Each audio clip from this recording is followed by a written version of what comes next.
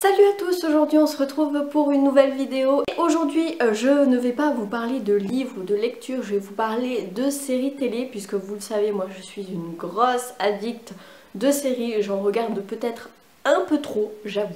Et j'adore ça et je me dis que ça serait toujours pas mal de vous faire découvrir de nouvelles séries. Alors il y en a pour tous les goûts, il y en a qui sont ultra connus, il y en a d'autres qui sont un peu moins connus. Donc c'est l'occasion de parler séries et on commence tout de suite. Cette vidéo est placée sur le thème des zombies puisque sur 8 séries dont je vais vous parler aujourd'hui, il y en a 3 qui parlent de zombies mais de manière différente. Donc on va commencer tout de suite avec les séries zombies. La première dont je vous parle, je pense que c'est la plus connue, c'est The Walking Dead.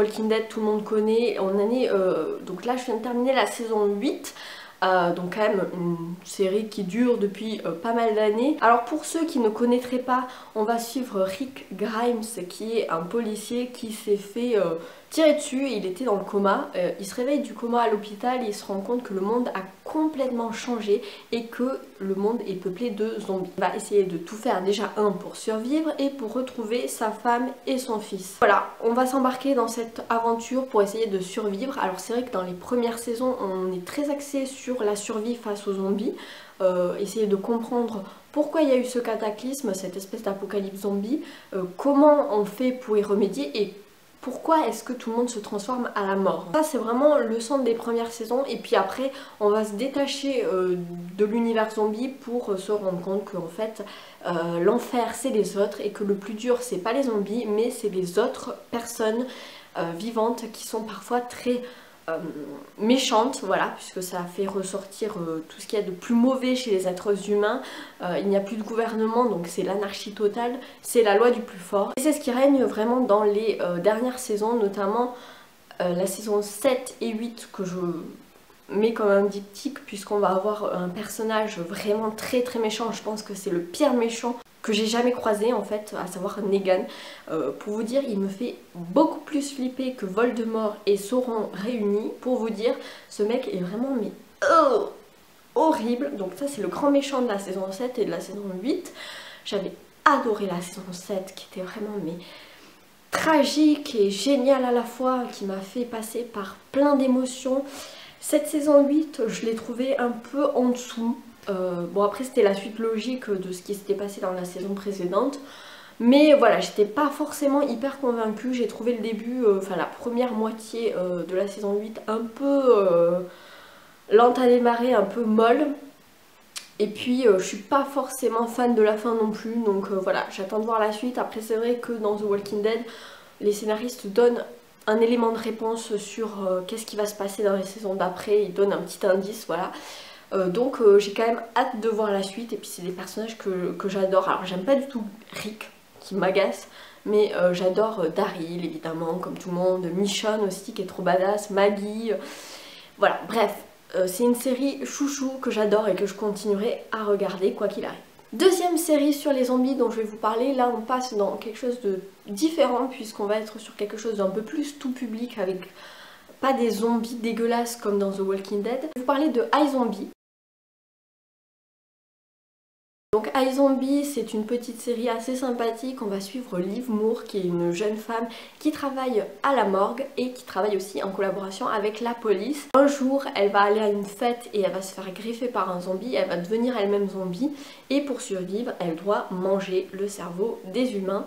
Et ça tombe bien puisqu'elle travaille à la morgue, donc du coup elle récupère les cerveaux des morts à la morgue. L'avantage dans cette série, enfin le petit truc qui est assez marrant, c'est que les zombies prennent la personnalité et de leur victime, en fait de la personne dont ils ont mangé le cerveau, et ils ont des espèces de flashbacks sur la vie de ces personnes, ce qui va beaucoup aider Liv Moore puisqu'elle va collaborer avec l'enquêteur, le lieutenant Babino, pour résoudre des crimes. Donc voilà, on est sur une série policière mais un petit peu zombie, quelque chose de vraiment très tout public, une série vraiment fraîche. Voilà, c'est pas une série un peu sombre comme dans The Walking Dead, là on est vraiment sur quelque chose de beaucoup plus accessible. Il y a un côté comics aussi dans le générique et dans chaque chapitre, ça se présente un peu comme des chapitres.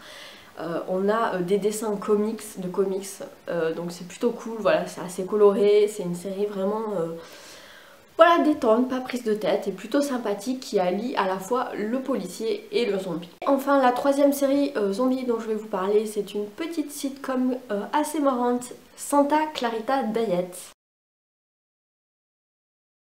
Là, c'est une série avec Drew Barrymore. Là, c'était la saison 2 qui vient de sortir. Donc, on va être sur un couple d'agents immobiliers, Stella et Joel, qui ont une quarantaine d'années, qui ont une fille adolescente, qui vivent dans une banlieue résidentielle. Tout se passe bien dans leur vie jusqu'au jour où Stella va être prise d'un mal subit et elle va se mettre à vomir dans la maison de témoin qu'elle fait visiter. Mais quand je dis vomir, c'est qu'elle retapisse les murs et le plafond. Hein. Puis elle va mourir et se réveiller en zombie. Et elle va être subitement prise de pulsions meurtrières. Elle veut tuer des humains pour se nourrir en fait, pour survivre en fait. Et son mari Joël, qui l'aime de tout son cœur, va tout faire pour comment dire, la protéger et essayer de couvrir ses crimes. Et ils vont décider de tuer mais que les gens méchants, les gens qui le méritent. Un peu comme Dexter en fait. Voilà, c'est une petite série qui dure 30 minutes par épisode et qui est super drôle. Voilà, ça casse pas trois pattes à un canard, mais c'est vraiment quelque chose de très humoristique. Un petit mélange de Cougar Town, de Desperate Housewives et de zombies, et voilà, c'est plutôt cool. Voilà, ça en est tout pour les séries zombies. On passe à autre chose maintenant, puisque je vais vous parler des désastreuses aventures des orphelins Baudelaire. Ça, c'est une série Netflix, la saison 2 est sortie cette année, il n'y a pas très longtemps. On est sur une adaptation de roman jeunesse de Lemony Snicket. Quelque chose de très sombre, de très sarcastique avec des couleurs désaturées. J'aime beaucoup la colorimétrie de cette série. On va suivre les aventures des orphelins Baudelaire qui vont apprendre un jour que leurs parents sont décédés dans un incendie et ils vont être ballottés de famille d'accueil en famille d'accueil et ils vont être pourchassés par le méchant comte Olaf qui en veut à leur fortune et qui essaye de tout faire pour les retrouver. Il est incarné par, alors je sais jamais le nom de l'acteur, mais c'est celui qui joue Barney Stinson dans How I Met Your Mother, et je trouve que dans les désastreuses aventures des orphelins Baudelaire, il joue mais tellement bien. Il incarne plein de personnages puisque le comte Olaf se déguise, se grime à chaque fois pour pouvoir passer inaperçu, mais évidemment ça trompe les gens, mais pas les orphelins de Baudelaire qui le reconnaissent à chaque fois. C'est une série sympathique, très sarcastique. J'adore le générique qui me fait mourir de rire à chaque fois, mais voilà, faut aimer ce genre d'humour, ce genre d'ambiance un petit peu pas glauque, mais parce que ça reste quand même de la jeunesse, mais voilà, c'est un petit peu un peu burlesque, voilà, mais j'adore. Maintenant je vais vous parler de la série How to Get Away with Murder ou Murder. Voilà, sur M6 il l'appelle Murder. On va suivre, donc là j'ai regardé la saison 4, on est sur les avocats, voilà, c'est une série sur la loi, puisqu'on va suivre Annalise Keating qui est prof de droit et qui est une super avocate, mais vraiment une as du barreau, qui enseigne à l'université et qui, comment dire, chaque année ou chaque promotion fait un petit groupe de ses meilleurs étudiants, en fait, là ils sont 5, à être ses chouchous, en fait, à faire partie de son club privé. Et il se trouve qu'ils vont leur arriver plein d'aventures, notamment des meurtres et ce genre de choses, et ils vont essayer de contourner la loi parce qu'ils sont super forts en droit, donc ils essayent de se protéger les uns les autres avec leur connaissance de la loi. Donc ça c'est voilà, c'est une série plutôt cool qui aborde une thématique un peu policière, mais sous l'angle des avocats et des juges, donc c'est plutôt cool. Après c'est sûr que voilà, c'est une série M6, c'est pas une série oufissime, mais voilà, le soir pour se détendre d'une journée ça passe très bien. Une série que j'adore, enfin où j'avais un peu de mal au début à la saison 1, mais cette saison 2 je l'aime beaucoup, il s'agit de Westworld. Alors Westworld c'est vraiment une série un peu what the fuck qui est très dense. En fait moi j'avais beaucoup de mal dans la saison 1 avec la dichotomie entre un présent très futuriste, puisqu'on est vraiment sur quelque chose, voilà, le progrès de la technologie au niveau des robots, de l'intelligence artificielle, et puis on va être aussi dans un parc d'attractions sur le thème du western, du Far West, les cow-boys, les indiens, les saloons, ce genre de choses. Westworld c'est un parc d'attractions avec des robots qui ont des scénarios en fait, et sur fond de conquête western, ce genre de choses, et les êtres humains payent pour aller séjourner à Westworld. Donc on a ce côté Far West, dans le parc d'attractions et le background, en fait, les coulisses du parc d'attractions, où on est vraiment sur quelque chose de hyper futuriste, de très technologique. Et c'est vrai que le contraste entre les deux, au début, m'a beaucoup perturbée. Mais finalement, je me suis prise au jeu et j'avoue que la saison 2 est vraiment, mais vraiment ouf. Ce qu'il y a de ouf, c'est que tu pensais avoir compris des choses dans la saison 1 et en fait dans la saison 2 tu te rends compte que tu n'avais rien compris, que tu n'avais pas vu venir le truc et ça te donne envie de revoir la saison 1 pour voir si tu avais tout compris. Et puis voilà, c'est quand même une série très dense avec beaucoup de personnages, avec ce côté parc d'attractions, coulisses, on ne sait pas qui sont les robots, qui sont les humains, parce que évidemment au début tout va bien, hein, mais les robots petit à petit vont prendre conscience de leur état et ils vont se rendre compte qu'en fait ils sont manipulés, qu'on leur donne un scénario, ils doivent jouer un personnage et tout, et que quand ils se font buter par les humains ou les autres robots, et ben on les réinitialise et on les renvoie pouf dans le parc. Donc voilà, c'est vraiment une série assez violente, très sombre, qui interroge vraiment sur l'avenir.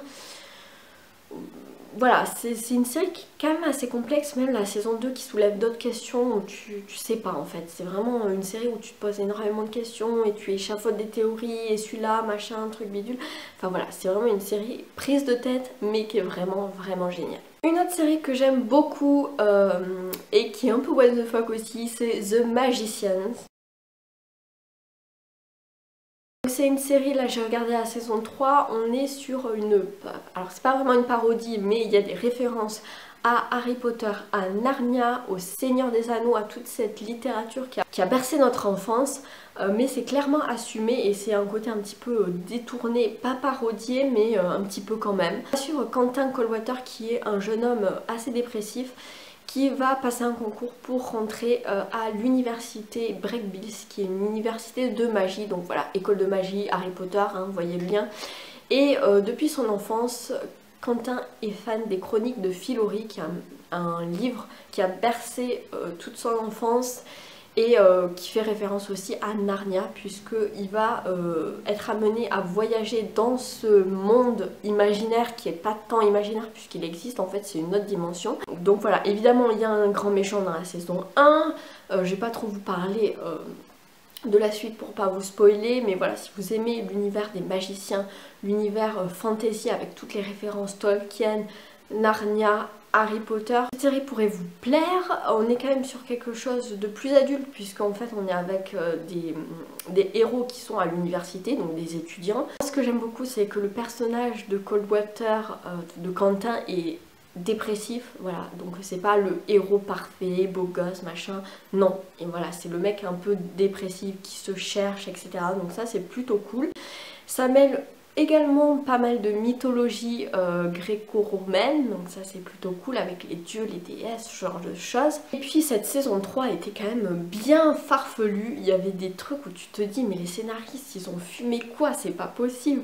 Genre t'as des lapins qui sont pas, c'est pas des pigeons voyageurs, c'est des lapins voyageurs messagers en fait. Et il y en a une qui est esclave de ces lapins qui font du trafic de radis, après t'as un dragon qui mange des livres, et puis après t'as un bateau volant qui a sa propre conscience, enfin c'est complètement what the fuck, mais c'est tellement drôle. Et ils sont à Fillory, ils sont dans un univers féodal, heroic fantasy un petit peu, qui contraste complètement avec leur langage de jeunes d'aujourd'hui, avec des références à la pop culture. Donc voilà, c'est vraiment une série assez drôle, moi je vous la conseille. Et pour finir, je vais vous parler d'une série qui a fait polémique ces derniers temps puisqu'il s'agit de 13 Reasons Why.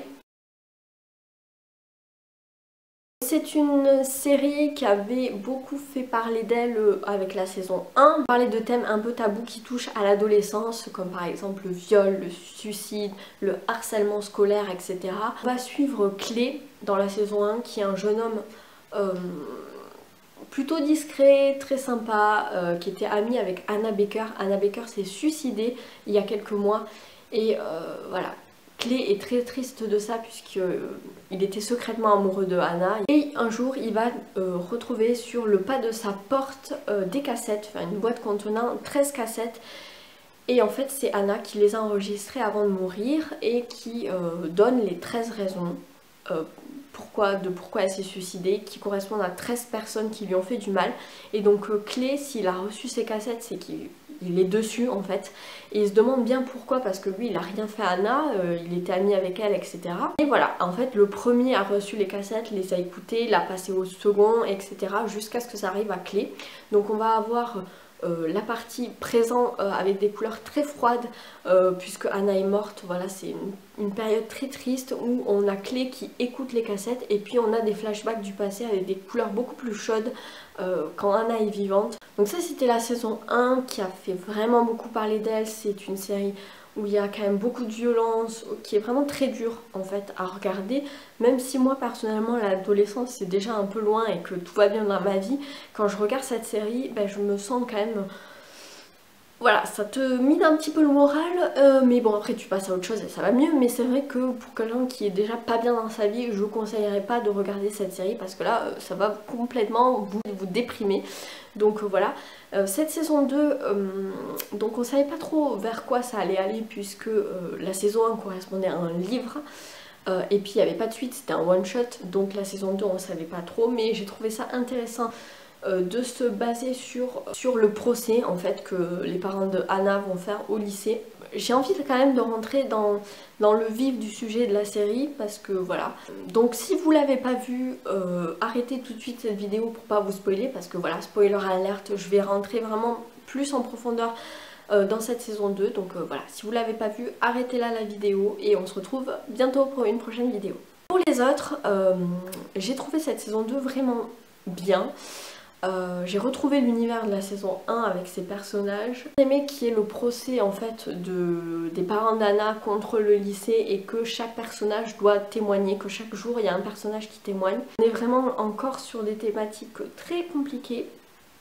Et puis c'est vrai que la fin a fait polémique. Il y en a beaucoup qui ont trouvé que c'était pas une bonne fin parce que ça... comment dire ça... Il n'y avait pas d'espoir en fait, c'est pas une happy end dans cette saison 2, mais moi je l'ai complètement comprise parce que en fait c'est une réalité. Il n'y a pas eu de justice, mais ça arrive aussi parce que voilà, quand t'es blanc et que t'es riche, et ben tu t'en sors et c'est une réalité aux États-Unis.